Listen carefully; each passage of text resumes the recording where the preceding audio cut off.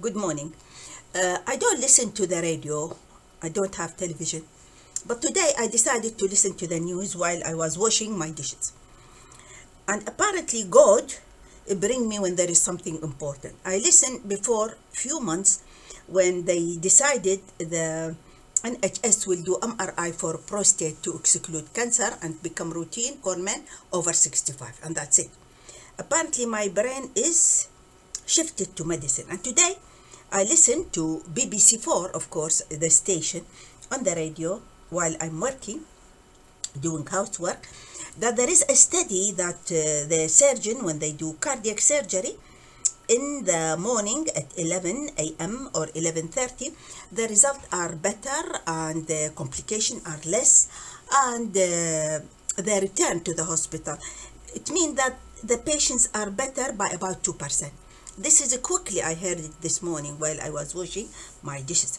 And this is very important because now they are start to investigate the circadian rhythm or the biological clock of our body, which I insist in my YouTube channel how to expose our eyes to the sunrise in the morning so that we regulate our biological clocks and our hormones and our health, and to reduce inflammation, as well as expose our self to outdoor, the skin and the eyes, during the day, midday for vitamin D, and in the evening sunset to regulate our sleep and our circadian rhythm.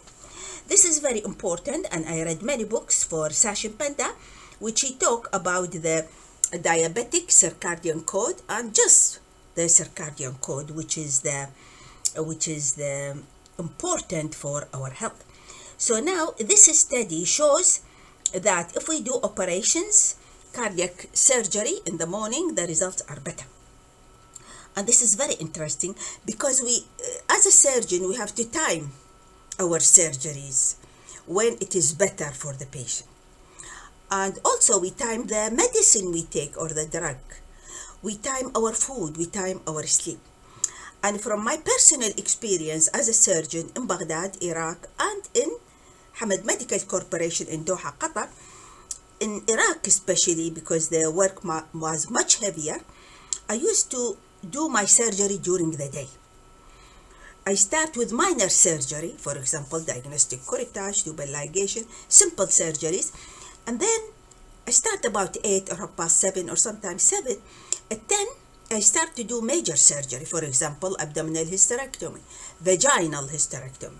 I remove the uterus through the vagina, or doing complicated surgery, usually abdominal surgery. I don't do cardiac surgery, but abdominal surgery. And the result of my patient is very good. The inflammation, the complication is very little. Why?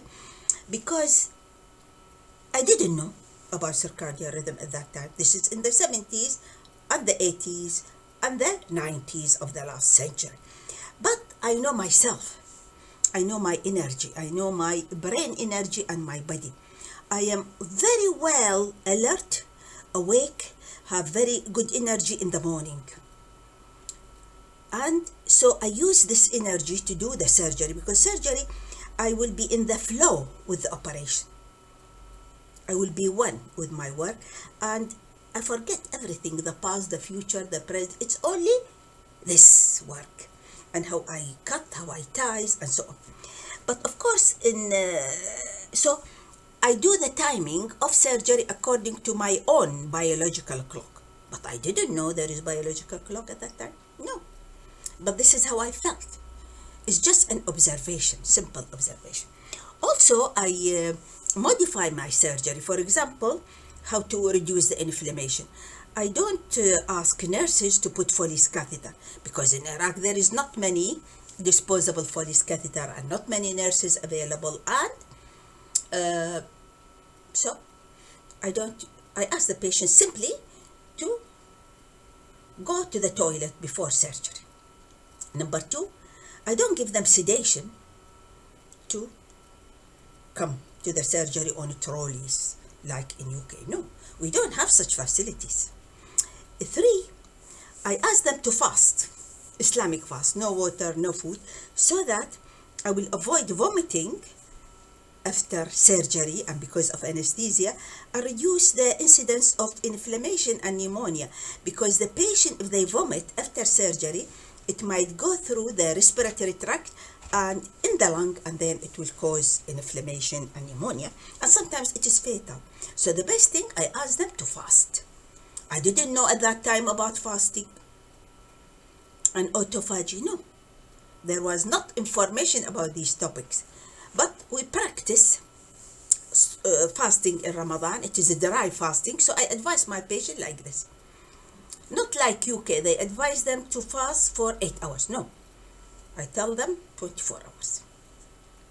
3, I ask them to wash 2-3 days. Every day they wash their body, their hair, their body. And then when they come to the hospital, they wear a new cloth, cotton, natural. This is to avoid the infection. And they do it themselves, not the hospital. In the hospital, there is no shower, there is no bath, there is nothing. So they come very clean. I ask them, every day wash, soap and warm water.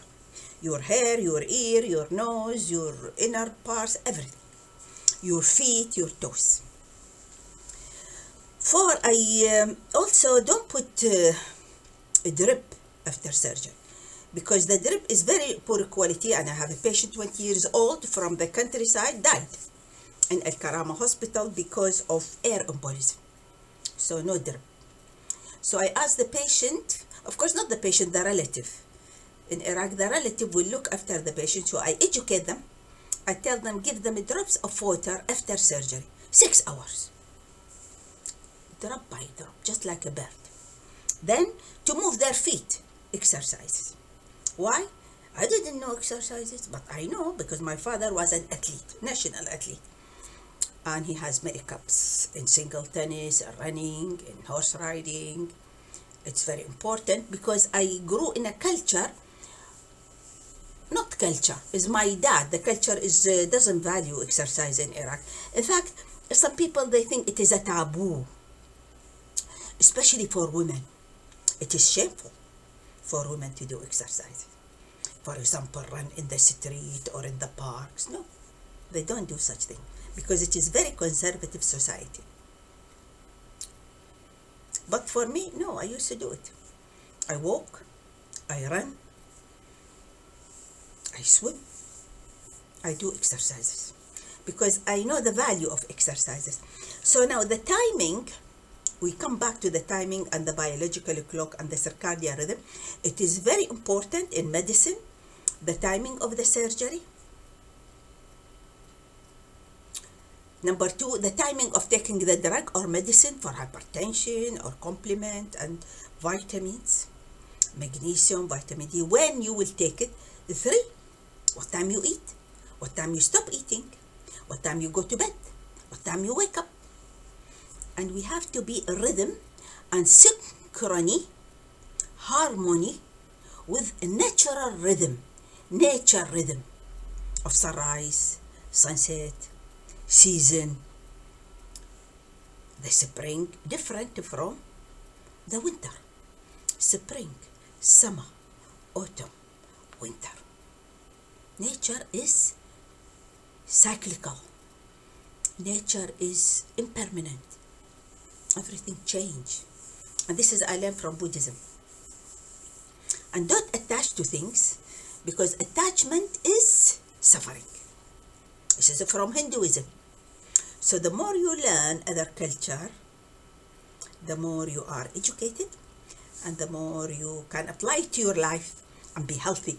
I wish you good day and good timing in everything. Even the timing when you laugh, when you get angry, and don't get angry, because anger is temporary madness. Thank you and goodbye.